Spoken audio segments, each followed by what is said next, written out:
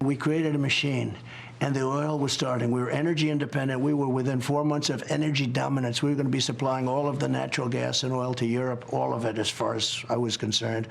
Remember, I was the one that stopped Putin from building his pipeline. I got it stopped. When Biden came in, he approved it. I said, this guy just approved it. Goes to Germany and other parts of Europe. I said, this is a disaster. The infrastructure was there. The oil guys were there.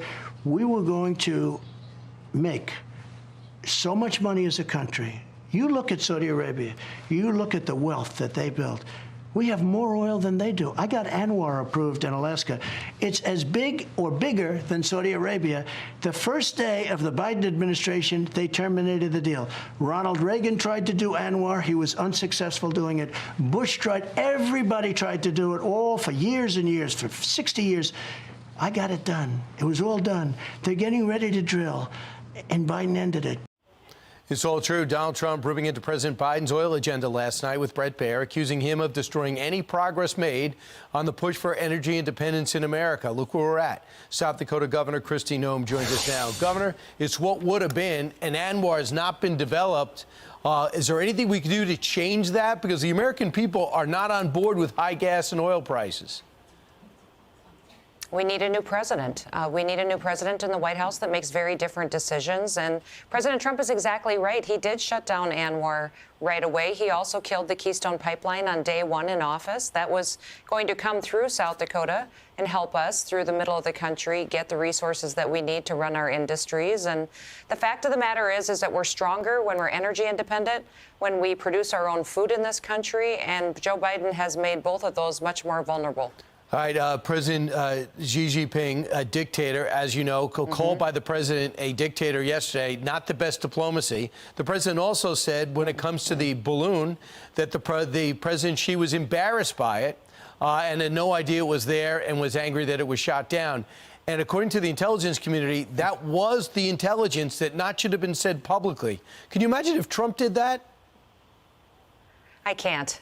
It's such a double standard. And listen, you know, President Biden has no idea how to conduct diplomacy. He says crazy stuff that hurts relationships, that keeps us from securing our country. And now that they're building a training base at Cuba and have the intention to do that, that jeopardizes our national security to an even greater extent. It's why I've continuously talked about the fact that we have resources in the middle of this country is where we should be putting our security operations. We have been doubling and tripling our cybersecurity training university so that we can have those protections that being in the middle of this country provides. We don't have Russian subs and ships conducting surveillance off of the coasts of South Dakota. We're protected by our own people. We don't have bases on Cuba that are a threat to us. So we've been training the NSA employees here in South Dakota. We've been putting in security operations at our Air Force Base, knowing that the safest part for a lot of our security information is in the middle of our country, not out on the coast anymore. But this can't stand. 100 miles off our border, a failed government, communist government, and they'll do training right off our border. Their comeback is, well, you have Taiwan, you militarize Taiwan. Why don't I militarize Cuba? What's your response? Well, it should be unacceptable, absolutely. It shouldn't surprise us. And I think that our reaction right away should be to protect our country.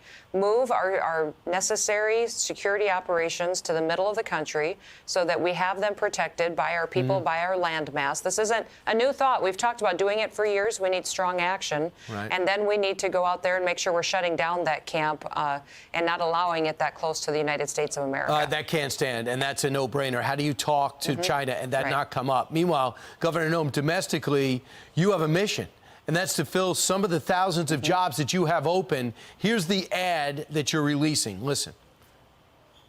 South Dakota's hiring. As the first state to bounce back from the pandemic, we've got one of the nation's strongest economies and more jobs than we can fill. That's why I'm pitching in. Right. So you need people with skills. We do. Brian, we've got the lowest unemployment in our state that we've had in the history of the nation. So everybody in South Dakota gets up and goes to work every day, and that's wonderful. That's why our population is growing at 10 times the national average. Incomes are going up faster than anywhere else. People are thriving. But I still have empty jobs. So we're doing a national recruitment campaign to people to come to South Dakota if they want to work hard, make more money, live in safe communities, that we will plug them into businesses and industry and give them their skill set right on the job today. How great is that? It's an incredible partnership. It's amazing because they're going to end up being licensed plumbers and welders, dental hygienists. We've got hundreds of teachers that are signing up to be trained in the classroom to be certified teachers. Just go to freedomworkshere.com and you'll be able to get all the information. Freedomworkshere.com is where all of those individuals will get the chance to really see the opportunities we can provide in South Dakota. All right, there you go. Mount Rushmore's there, and Governor Kristi Noem will not take your state tax dollars, and she also might be your teacher when it comes to welding or plumbing. That's true. All right, she is multi-talented. Governor Noem, thanks so much. Thank you, Brian. Have a great day. You too.